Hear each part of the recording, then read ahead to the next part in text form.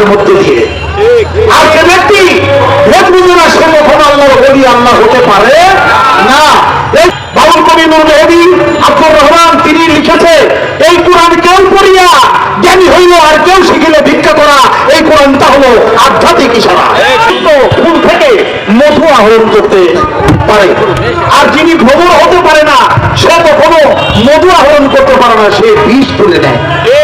অতএব কারণে আজিমে আমার মানিকগঞ্জের বিখ্যাত বাউল সাধক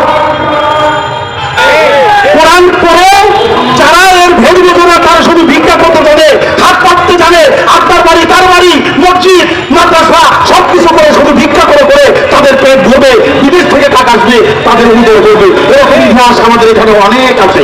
কিন্তু যারা একজন অলি আল্লাহর গোলামি করে, একজন অলি আল্লাহ হলো জ্যান্ত কোরআন, অলি আল্লাহর গোলামি করলে সে ব্যক্তি নিজেও জ্যান্ত কোরআন হয়ে যায়। আর সেই অলি আল্লাহদের মাজার হয়, সেই অলি আল্লাহদের কথা যারা বুঝে না, তারা না বুঝলে তাদেরকে কাফের ফতোয়া দেয়। আপনারা জানেন যুগ যুগে আল্লাহ করে 1,2,40,000 পয়গম্বর পাঠিয়েছিল। যত নবী রাসূল আসছে প্রত্যেক নবী রাসূলে তারা কাফের ফতোয়া দিয়েছে প্রথম, কারণ তারা বুঝে নাই, না বুঝে তারা কাফের ফতোয়া দিয়েছে। পরে বুঝতে পারে দিনে আসছে অনেকে, কেউ বা ঠেকায় দিয়ে আসছে, কেউ সত্যিকারের দিনে আসছে, কেউ বা এখানে এসে জান বাসে তারা গুনাহী স্বভাব নিয়ে তারা গুনাহী উন্নত হইয়া এসেছিল। প্রত্যেকটা নবী রাসূলের ছিল তেমনি করে হযরত বরকত আব্দুল কাদির জিলানী গাউসে সামদানি নুরিয়াল বাড়ি, সে হযরত বরকত আব্দুল কাদির জিলানী তার যে বেলাদাত, তার যে বেলায়ত, তার যে রেসালো, তার যে রুবুবিয়া, তার যে তাসাউফ, এই কথাগুলো না বুঝতে পেরে আমার হযরত বরকত আব্দুল কাদির জিলানীকে এই ধরনের এই কাট্টা মুসলমানরা, কাট্টা মুল্লারা তারা কাফের ফতোয়া দিয়েছিল। শুধু তাই না, হযরত খাজা মঈনুদ্দিন চিশতি আজমেরি সানজারি হযরত খাজা বাবাকে কাফের ফতোয়া দিয়েছিল। চার ইমামকেও কাফের ফতোয়া দিয়েছিল। তারা না বুঝে, যারা বুঝে না, না বুঝলে তাদের কাছে নতুন মনে হয়, নতুন হইলেই তাদেরকে কাফের ফতোয়া দেয়। আপনারা জানেন মনসুর হাওলাজকে কাফের ফতোয়া দিয়ে পরে কাইটা টুকরা করছিল, অবশ্য ছাই বানিয়ে দিয়েছিল। তুলা সাইকেও বলছিল আনাল হক আমি এখনো জীবিত, আনাল হক আমি আল্লাহ, আমি আল্লাহ। সে আল্লাহ জাতির সাথে মিশে দিয়ে বলেছিল। তেমনি করে আপনারা দেখছেন কিছুদিন আগে আল্লামা নুরুল ইসলাম ফারুকীকে তারা জবাই করে হত্যা করেছে। আর এইখানে গত পরশুদিন রবিবার দিন গত রাত্রে যে জাবের আনসারের শরীর বাড়িতে যারা গেছিল, তারা বর্বরোচিত হামলা করার জন্য শুধু হামলা নয়, তারা দেখছে আরেকজন নুরুল ইসলাম ফারুকী এই বাংলার মাটিতে নতুন করে জন্ম নিচ্ছে।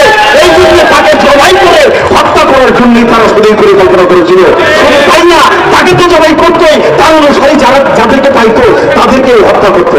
এটা আমরা জানি। আপনারা জানেন গতকালকে তাহিরি সাহেব ওয়াজ করতেছিল, সেই ওয়াজের মজলিসে তাকেও হামলা করা হয়েছে। রিয়াজুল ইমানুদ্দিন ভান্ডারী তার বাড়িতে হামলা করা হয়েছে, তাকে আঘাত করা হয়েছে। এটার কারণ কি? মাজারগুলিকে ভেঙে দিচ্ছে, তার প্রতিবাদ করতেছি।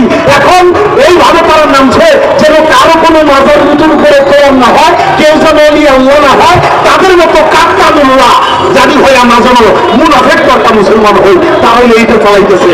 কিন্তু আসলে তারা বুঝতে পারতেছে না যে তারা কত বড় অন্যায় করতেছে। এটা তাদের ভোট কম্বের বাহিনী। আচ্ছা বাবা, রাত্রে অন্ধকারে কেন আপনি হামলা করবেন?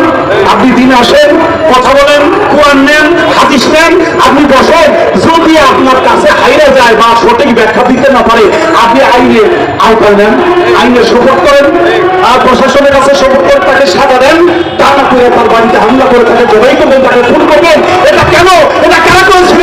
হযরত মুহাম্মদ সাল্লাল্লাহু আলাইহি ওয়াসাল্লাম হযরত আলী মাওলানাকে নিয়ে যখন নাকি ধর্ম প্রচারের উদ্দেশ্যে পালায় পালায় ধর্ম প্রচার করতো, এক বাড়িতে যখন গেছে তখন এই আবু জেহেলের চলেরা, আবু লাহাবের চলেরা, তারা গোয়েন্দা ভাবে সংবাদ নিয়ে তারা রাত্রের আধারে আমার দয়াল নবীকে অ্যাটাক করেছিল। সেই দিন আমার দয়াল নবী এই মক্কা ছেড়ে মদিনাতে হিজরত করেছিল। এটা আপনারা জানেন। আজকে যারা ওলি আল্লাহর উপরে এরকম হামলা করে, আমি বলবো তারা নবীর উপরেও হামলা করেছিল। ইমাম হুসাইনের গলা কাইটা নিয়ে তারপরে আসরের নামাজ পড়া করেছিল। তাই নামাজ, কপালে দাগ, মাথায় টুপি, মুখে দাড়ি, পরনে জুব্বা, এটা দেখে কখনো ভুলবেন না। কারণ এই রকমের লেবাস বেশিরভাগ শয়তানের উপর থেকে মুনাফিকের হয়ে থাকে।